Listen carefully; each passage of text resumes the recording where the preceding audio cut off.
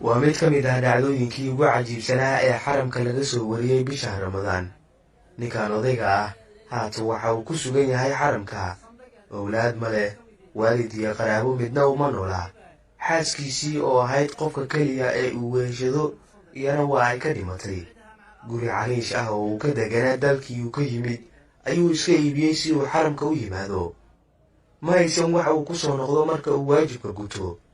sidoo kale meel uu ku noolaado xitaa ma garanaynin, maadaama uu iska iibiyey gurigii uu deganaa si uu soo cumraysto. waxay ahayd sheeko isaga uun ku kooban, balse isagoo iska cibaadaysanaya oo cumradiisa ku guda jira waxaa meel sare ka arkay wariyahan oo isaguna cumrada soo aaday bisha Ramadaan. markii uu yimid waxa uu weydiiyey, adeer sidee ku timid halkan, yaase qarashkaa tirada badan kaa bixiyey? ninkii odayga ahaa waxa uu yidhi, waxaa iska iibiyey guri cariish ah oo aan ku noolaa si aan sanadkani u soo cumraysto. ninkan qisadiis ila dhegaysta.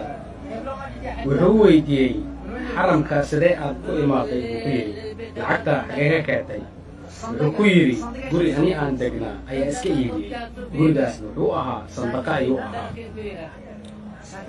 wuxuu iska iibiyey cariishkaasi ama sandaqadaas ayuu iska iibiyey, maxaa dhulkii ayuu iska iibiyey. marka la weydiiyey maxaa sidaas u samaysay, wuxuu yidhi, inaan rabbigayga baryo ayuu yidhi. allahu akbar. وعجلت إليك ربي لترضى. هذا هو الإيمان. الله أكبر.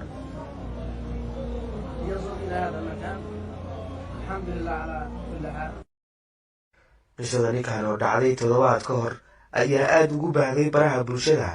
waxaa qoray warbaahinada carabta. maalin kadib markii laga duway muuqaalka, waxaa la soo xiriiray maalqabeeno iyo dad alle lacag siiyey. waxaa loo sheegay in dalkiisii looga dhisayo guri aad u weyn oo sar ah, halka markii hore uu iska iibiyey guri cariish ah. waxaa laga bixiyey lacagtii uu ku yimid xaramka iyo tii uu ku noqon lahaa. sidoo kale inta uu ku sugan yahay xaramka waxaa la dejiyey guri uu ku sii nagaado, halka hoteel uu lacag ku bixin jiray. dadkii deegaanka u ahaa ayaa ku diriray, aniga ha ila joogo iyo aniga ayuu ii martinayaa. sheekadiisa ayaa gaartay guri kasta iyo meel kasta, waxaana aad u soo dhaweeyey dadkii ay cumrada ku wada jireen. waxa uu noqday shakhsi aad looga jeclaado guud ahaan magaalada Maka.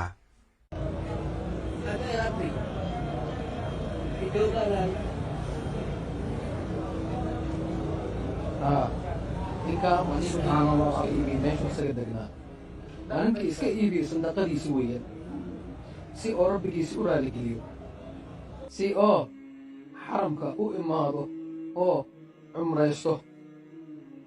allahu akbar. inshaa allah ilaahay wuxuu doonay in ninkaan la duubo, kadibna maqtacaasi oo aad u faafo ilaa xataa aljaziira ayuu gaaray. subxaan allah. ilaahay wuxuu u sakhiray ahl alkhayr.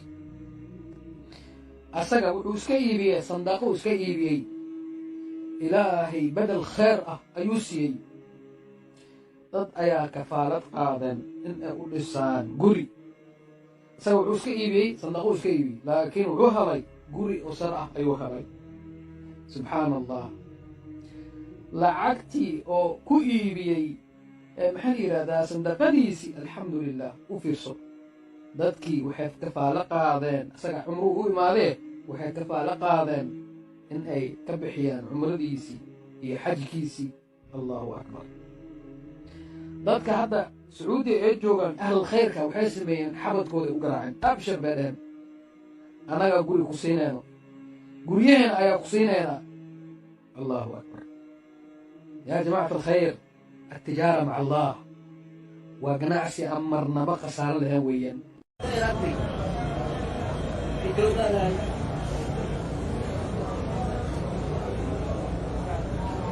سبحان الله العظيم. لا بيته. waxaa laga bixiyey lacagtii uu ku yimid xaramka iyo tii uu ku noqon lahaa. sidoo kale inta uu ku sugan yahay xaramka waxaa la dejiyey guri uu ku sii nagaado, halka hoteel uu lacag ku bixin jiray. dadkii deegaanka u ahaa ayaa ku diriray aniga ha ila joogo iyo aniga ayuu ii martinayaa. sheekadiisa ayaa gaartay guri kasta iyo meel kasta, waxaana aad u soo dhaweeyey dadkii ay cumrada ku wada jireen. waxa uu noqday shakhsi aad looga jeclaado guud ahaan magaalada Maka.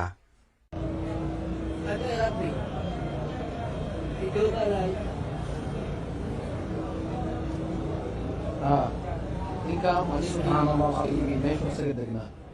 waa ninkii iska iibiyey sandaqadiisi weeyaan, si oo rabbigiisi u raaligeliyo, si oo xaramka u imaado oo cumraysto. allahu akbar. inshaa allah ilaahay wuxuu doonay in ninkaan la duubo, kadibna maqtacaasi oo aad u faafo ilaa xataa aljaziira ayuu gaaray. subxaan allah, ilaahay wuxuu u sakhiray ahl alkhayr. asaga wuxuu iska iibiyey sandaaqo iska iibiyey, ilaahay bedel khayr ah ayuu siiyey. dad ayaa kafaalad qaadeen in ay u dhisaan guri. isaga wuxuu iska iibiyey sandaaqo iska iibiyey, laakiin wuxuu helay guri oo sar ah ayuu helay. subxaan allah. lacagtii oo ku iibiyey maxaa la yidhaahdaa sandaqadiisii, alxamdu lilah. u fiirso, dadkii waxay kafaalo qaadeen, isaga cumruu u imaadee waxay kafaalo qaadeen in ay ka bixiyaan cumradiisii iyo xajkiisii. allahu akbar. dadka hadda sacuudiya ee joogaan ahlal khayrka waxay sameeyeen xabadkooda u garaaceen, abshir bay dheen, annagaa guri ku siinayno, guryaheena ayaa ku siinaynaa. allahu akbar. yaa jamacat alkhayr, التجارة مع الله وقناعسي أمرنا بقى صار لها ويا.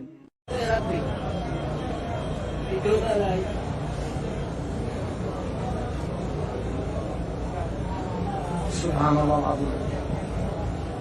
لا بيته. waa mid ka mid ah dhacdooyinkii ugu cajiibsanaa ee xaramka laga soo wariyey bisha Ramadaan. ninkaan odayga ah haatan waxa uu ku sugan yahay xaramka. owlaad ma leh, waalid iyo qaraabo midna uma noola. xaaskiisii oo ahayd qofka keliya ee uu weheshado iyana waa ay ka dhimatay. guri cariish ah oo uu ka deganaa dalkii uu ka yimid ayuu iska iibiyey si uu xaramka u yimaado. ma haysan waxa uu ku soo noqdo marka uu waajibka guto. sidoo kale meel uu ku noolaado xitaa ma garanaynin, maadaama uu iska iibiyey gurigii uu deganaa si uu usoo cumraysto. waxay ahayd sheeko isagoo un ku kooban, balse isaga oo iska cibaadaysanaya oo cumradiisa ku guda jira, waxaa meel sare ka arkay wariyahan oo isaguna cumrada soo aaday bisha Ramadaan. markii uu yimid waxa uu weydiiyey, adeer sidee ku timid halkan? yaase qarashkaa tirada badan kaa bixiyey? ninkii odayga ahaa waxa uu yidhi, waxaa iska iibiyey guri cariish ah oo aan ku noolaa si aan sanadkani usoo cumraysto. ninkan qisadiis ila dhegaysta.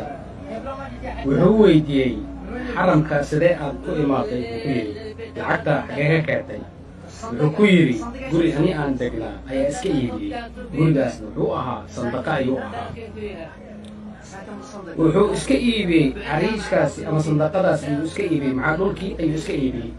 marka la weydiiyey maxaa sidaas u samaysay, wuxuu yidhi,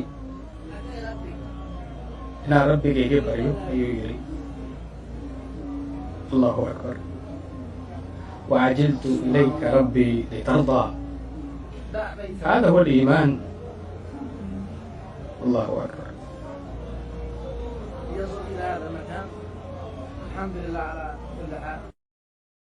qisada ninkan oo dhacday toddobaad ka hor ayaa aad ugu baahday baraha bulshada. waxaa qoray warbaahinada carabta. maalin kadib markii laga duway muuqaalka, waxaa la soo xiriiray maalqabeeno iyo dad alle lacag siiyey. waxaa loo sheegay in dalkiisii looga dhisayo guri aad u weyn oo sar ah, halka markii hore uu iska iibiyey guri cariish ah.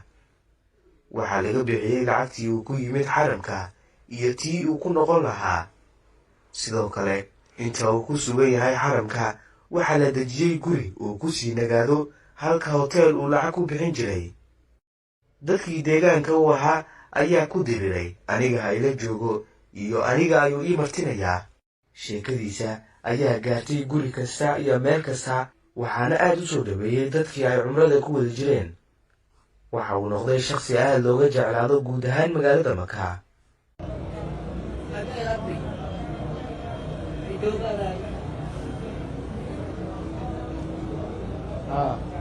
ninkaan subxaan allah iska iibiyey meeshu isaga degnaa. waa ninkii iska iibiyey sandaqadiisi weeyaan, si oo rabbigiisi u raaligeliyo, si oo xaramka u imaado oo cumraysto. allahu akbar. inshaa allah ilaahay wuxuu doonay in ninkaan la duubo, kadibna maqtacaasi oo aad u faafo ilaa xataa aljaziira ayuu gaaray. subxaan allah, ilaahay wuxuu u sakhiray ahl alkhayr. asaga wuxuu iska iibiyey sandaaqo iska iibiyey, ilaahay bedel khayr ah ayuu siiyey. dad ayaa kafaalad qaadeen in ay u dhisaan guri. isaga wuxuu iska iibiyey sandaaqo iska iibiyey, laakiin wuxuu helay guri oo sar ah ayuu helay.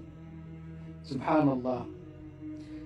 lacagtii oo ku iibiyey maxaa la yidhahdaa sandaqadiisii, alxamdu lilah. u fiirso, dadkii waxay kafaalo qaadeen, isaga cumru u imaadee waxay kafaalo qaadeen in ay ka bixiyaan cumradiisii iyo xajkiisii. allahu akbar. dadka hadda sacuudiya ee joogaan ahlul khayrka waxay sameeyeen, xabadkooday u garaaceen, abshir bay dheen, annagaa guri ku siinayno, guryaheena ayaa ku siinaynaa. allahu akbar. yaa jamacat alkhayr, التجارة مع الله وقناعسي أمرنا بقى صار الأويا.